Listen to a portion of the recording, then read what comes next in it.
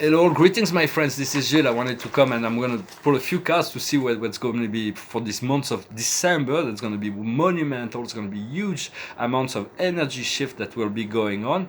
I wanted to say that it's important to expect miracles each day. Yesterday was a miraculous day for me, and today I'm expecting new miracles for every. We want to move into this frequency of surrender to allow this life force to go through us, to activate this river of love and light, and to allow it to make magic transformation within our life. For I came to realize that I came here in a sense where we as a spirit group we've always served God and the creation, but I came here to serve the planet essentially more than anything else. It is the planet that we are serving. For humanity is the key so we're serving humanity because it is the key to the ascension of the planet. All the other kingdoms are already ready to ascend. So we're serving humanity, but it's the planet that will benefit from our presence and our action. For so much is going on, I wanted to thank God for this great appreciation, and more specifically Allah, for looking after me, and for the blessings I have received from a kind friend that will be able that provides me the opportunity now to go retrieve my painting and to feel to be able to move a little bit forward. And I'm ready for the next step, for this new project that will soon be coming around, for coming to manifest, and to be so that it will be quite exciting. I'm already very excited. I expect miracles. For I'm gonna pull a few cards first, and so. For the past is unity. We've come to realize that we are one with life, and it is a process of integration. Right now the situation is humility. For this will continue to unfold throughout the months of December, to stay humble, to receive with humility, to give with humility, to stay generous. Giving and receiving is the same thing in many essence. For life is a sharing, it's just an energy flow. For what will be coming is complementarity. We're going to find the complements in the world. We're going to be able to complement the world. We're going to complete the piece in the puzzle within. Where we are now, what we're working on now is to rejoice. For there is a great deal of rejoicing right now. I'm rejoicing. Although there is some technical thing that my mind is processing, and so I'm still getting the guidance. I have to continue to trust that guidance, to follow each step. And what will come in the future is righteousness, to be completely right, not to be right that we feel that our position is the only one, but to be aligned with the truth, with righteousness, to that which is true, that which is straight, to that which is authentic. And so we've been through a very, very difficult time. This program, this soulless program that is capturing the world right now, has been going on a long time. It's going to dissolve, it's going to turn into dust. But it's completely soulless. It's trying to make us submit to all kinds of deprivation of our liberty. It's going to be so nice. It is so nice already to feel that we're returning to find our freedom. And it's kind of explained. I felt like this sense yesterday of this phrase that came into my mind that I couldn't understand when I received it. It says, how can a hair from hell, how can a hair stolen from hell could bring so much joy on paradise?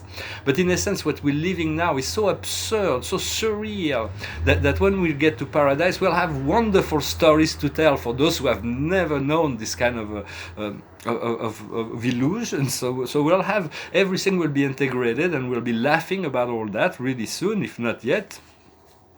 For it is my I am presence. You want to connect to your I am presence. The deeper you connect to your divinity inside, deep inside of you, the greater your life will be, the expansion of your life and your fulfillment, your joy, your grace.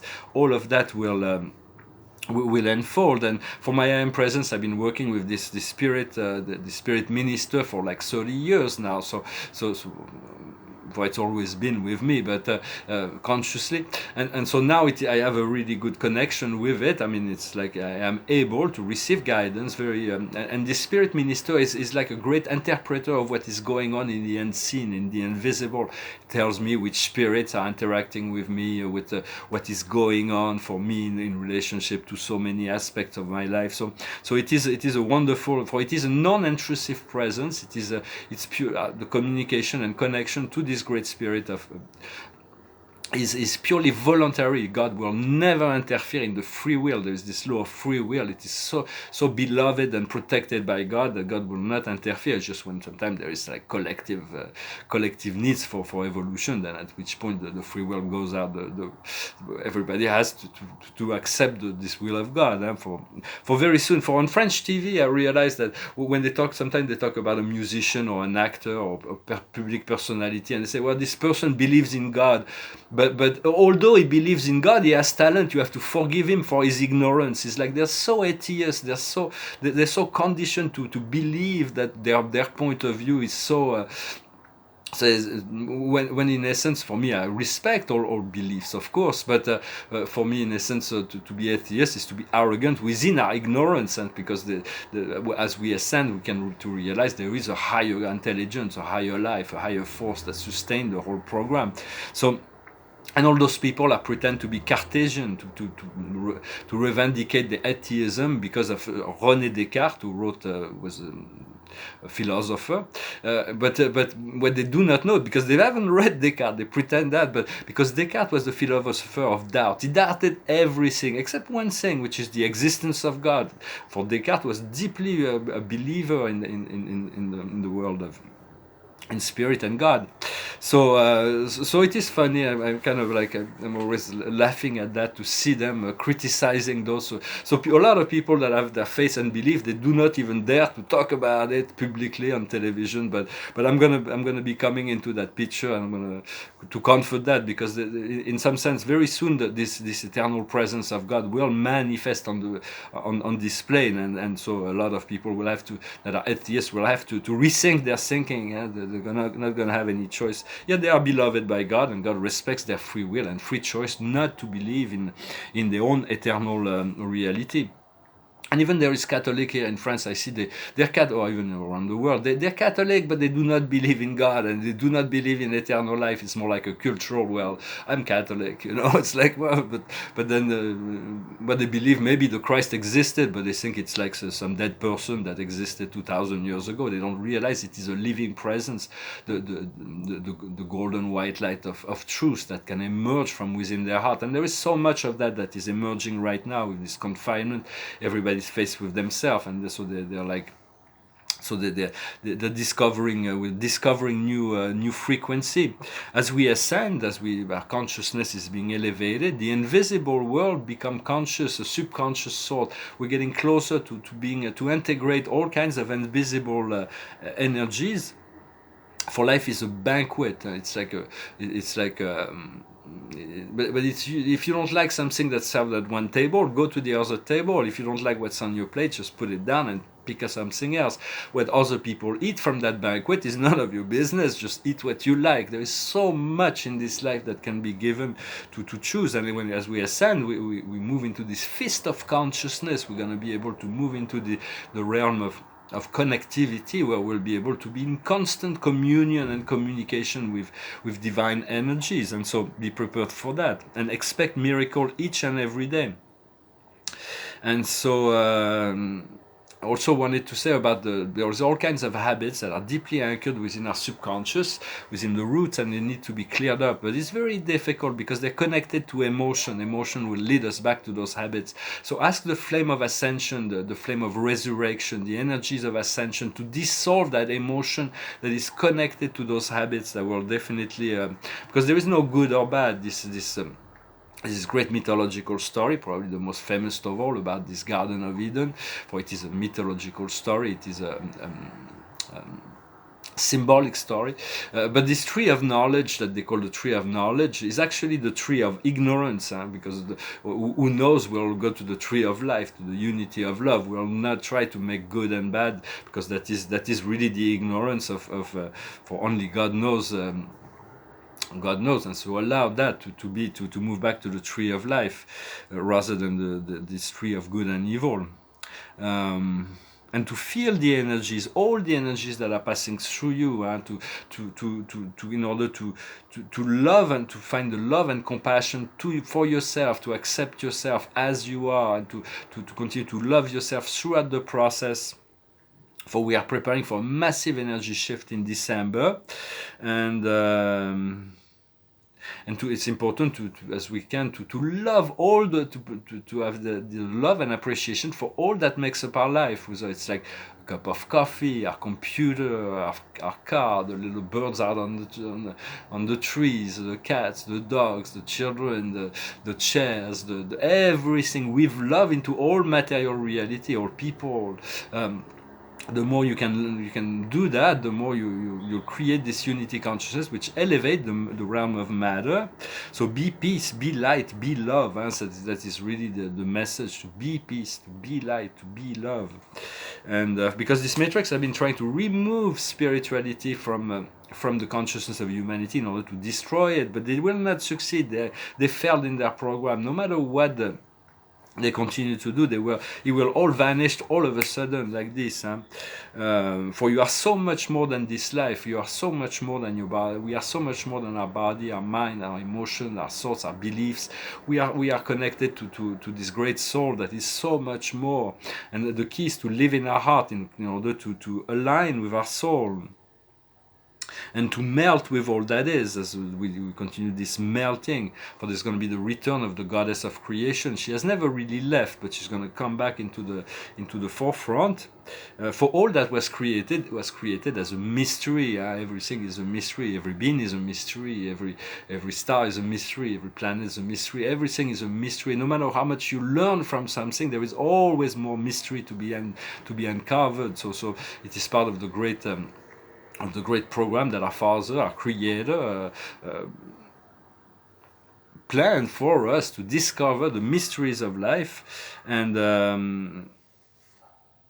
so it's about to understand, to see life as an adventure. For there is this freedom that is returning, is beginning to. And we're really entering into a new age in the next year, but there is this massive energy shift. Just expect miracle each and every day. I'm going to pull a few cards from this deck. The highest wisdom is to chop wood. It means to get prepared for winter, to be ready, to be comfortable, to prepare to set the stage for a comfortable transition. What we need to understand is moving closer to the precipice. For there is decisions that needs to be made. We are coming closer to the precipice.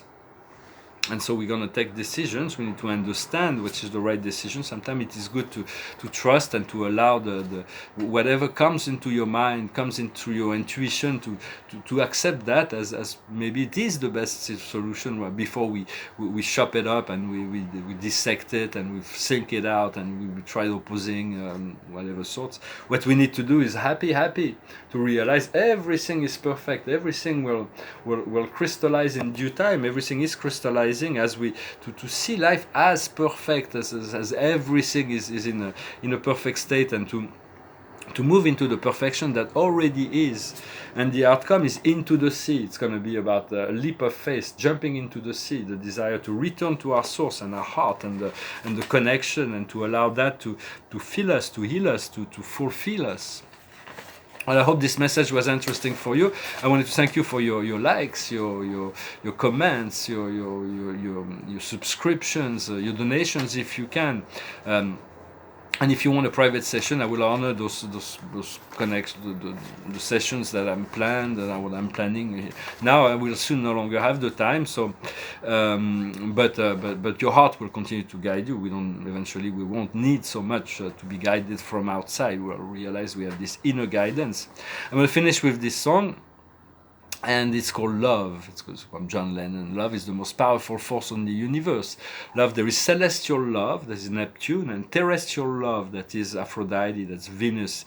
And so we have to be balanced. They operate on different dynamics, but we need to be balanced between divine love or cosmic love, which is the highest love, which leads us to there is a book called The Banquet of Plato. It's quite interesting. About 2,500 years ago, the philosophers already questioned the nature of love, divine love and earth love, for it is good to have a balance between the two and to be able to enjoy all those forms of love.